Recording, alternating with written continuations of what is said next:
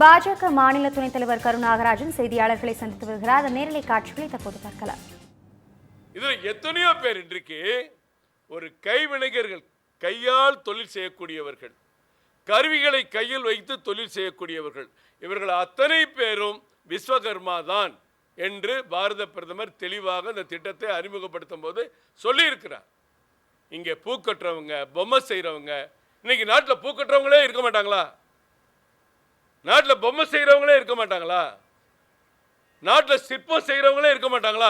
எல்லாம் ஒழிஞ்சு போயிருமா? இந்த விஸ்வகர்மா திட்டம் கொண்டு வந்தால் தான் இது நீடிக்கும், இல்லாட்டி இதெல்லாம் காலி ஆயிரும், கொத்தனார் வேலைக்கு ஆள் வர மாட்டாங்க, எல்லாம் இதோட இந்த பாரம்பரியத்தோட முடிஞ்சு போயிட்டு சொல்ல முடியுமா? என்ன பைத்தியக்காரத்தனமான செயல்! 7 லட்சம் பேருக்கு மேலே தமிழ்நாட்டில் பதிஞ்சு வச்சுட்டு எப்படா கிடைக்குன்னு உதவின்னு எதிர்பார்க்கும் போது நாங்கள் செயல்படுத்த மாட்டோம்னு முதலமைச்சரும் அதை ஒத்து உதயநிதி ஸ்டாலின் அவர்களும் அடிக்கடி இந்த விஸ்வகர்மா பற்றி அந்த அதிகாரிகளாவது அவர்களுக்கு புரிய வைக்கணும். அதிகாரிகளாவது புரிய வைக்கணும். தமிழ்நாட்டில் பதிஞ்சு வச்சிருக்கிற அந்த ஏழை தொழிலாளர்களுக்கு அந்த வாய்ப்பை தட்டி பறிக்கிற உரிமை முதலமைச்சருக்கு யார் கொடுத்தது?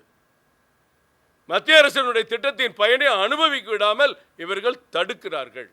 அதையும் நாங்கள் கண்டிக்கிறோம். அதே போன்று சில சங்கங்கள் 18% வாடகைக்கு ஜிஎஸ்டி என்று மக்களிடம் ஒரு குழப்பத்தை ஏற்படுத்தி போராட்டம்லாம் செய்கிறாங்க. 18% வாடகைக்கு ஜிஎஸ்டி ஏற்கனவே ரிஜிஸ்டர் பண்ணியிருக்கிற, ஜிஎஸ்டியில் ரிஜிஸ்டர் பண்ணியிருக்கிற பெரிய வணிகர்களுக்கு இருக்குது. அவங்களுக்கும் தெரியும். இந்த ஜிஎஸ்டிக்கு முன்னாடி சர்வீஸ் டாக்ஸ்னு அவங்க கட்டிட்டு இருந்தாங்க, புதுசு இல்லை.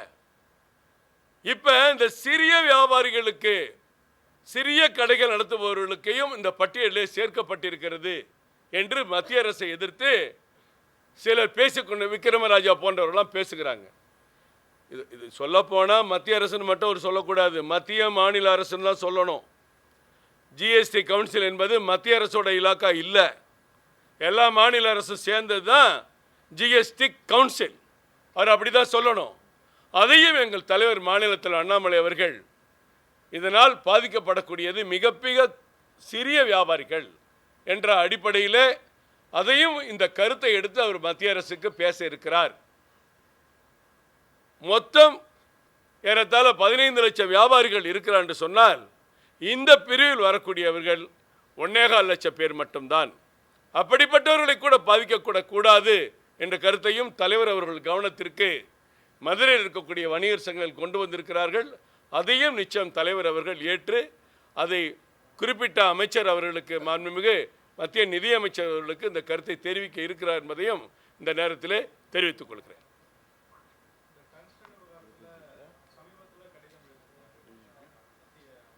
ஒன்று சொல்லிக்கிறேன். அதே போன்று இன்றைக்கி டிஜிபி ஆஃபீஸில் போய் நாங்கள் எல்லோரும் ஒரு கடிதம் கொடுத்து விட்டு வந்திருக்கிறோம். அயனாபுரத்தில் வேதனையான இந்த மாதிரி செய்திகள்லாம் கேட்கறதுக்கு நம்ம இந்த பிறவி எடுத்தோமா அப்படிங்கிறது வேதனை. அது படிக்கும்போது எல்லாருக்குமே, மனிதாபிமானம் உள்ள, மனச்சாட்சி உள்ள எல்லாருக்குமே ஒரு வேதனை தரக்கூடிய செயல். ஒரு மனநலம் குன்றிய ஒரு கல்லூரி மாணவியை ஒருவர் ஏமாற்றி, இருவர் ஏமாற்றி, மாறி மாறி 7 பேர் ஏமாற்றி அவருக்கு ஐஸ்கிரீம் சாக்லேட் வாங்கி கொடுத்து லாட்ஜுகளுக்கு அழைத்து சென்று அவரை பாலியல் பலாத்கார கொடுமைக்கு ஆளாக்கியது தமிழகத்தில் நடைபெற்றிருக்கிறதா? தலைநகர் சென்னையில் நடைபெற்றிருக்கிறதா? சரி, இந்த தவறு சாதாரணமாக போலீஸ் கவனத்திற்கு வந்த பொழுது அவர்களை அழைத்து விசாரித்து எச்சரித்து அனுப்பிவிட்டோம் என்ற ஒரு தகவல் எவ்வளவு கொடூரமானது! உலகத்தில் எந்த மூலையும் தவறு நடக்கூடாது. ஆனால் தமிழ்நாட்டு அரசியல்வாதிகள், திமுக கூட்டணி கட்சி அரசியல்வாதிகள் எல்லாத்தையும் பாரபட்சமாக தான் பார்ப்போம். பிஜேபி கவர்மெண்ட்டில் எங்கேயாவது ஒரு சின்ன தவறு நடந்தால் தமிழ்நாட்டில் இருக்கிற எல்லாரும் அப்படி கொந்தளிச்சு எழுந்துருவோம், போராட்டம் பண்ணுவோம், ஆர்ப்பாட்டம் பண்ணுவோம், மனித சங்கிலி போராட்டம் பண்ணுவோம். ஆனால் நம்ம ஊரில் அயனாவரத்தில் ஒரு மாணவிக்கு ஏற்பட்டால் எதுவுமே செய்ய மாட்டோம். உடனே என்ன செய்வோம்? இந்த விஷயத்தெல்லாம் பெருசாக்காதீங்க, விமர்சனம் பண்ணாதீங்கன்னு போலீஸ் ஒரு வேண்டுகோள் வைப்பாங்க. போக்சோ சட்டம். இந்திய நாட்டில் எந்த பெண்ணுக்கும் ஒரு ஆபத்து வந்துடக்கூடாது. அந்த ஆபத்து ஏற்பட்டால் அந்த குற்றவாளிகளுக்கு உச்சகட்ட மரண தண்டனை வரைக்கும் கொடுக்கலாங்கிற போக்சோ சட்டத்தை கொண்டு வந்தவர் பாரத பிரதமர் நரேந்திர மோடி. அந்த சட்டத்துக்கு உட்பட வேண்டியவர்களை மன்னிச்சு நீங்கள் விசாரித்து அனுப்புறீங்க.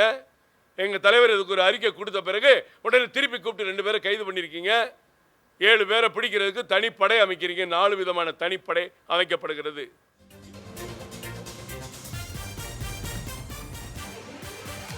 பாஜக மாநில துணைத் தலைவர் கரு நாகராஜன் செய்தியாளர்களை சந்தித்து வந்தார். அந்த நேரலை காட்சிகளை தற்போது நாம் பார்த்தோம்.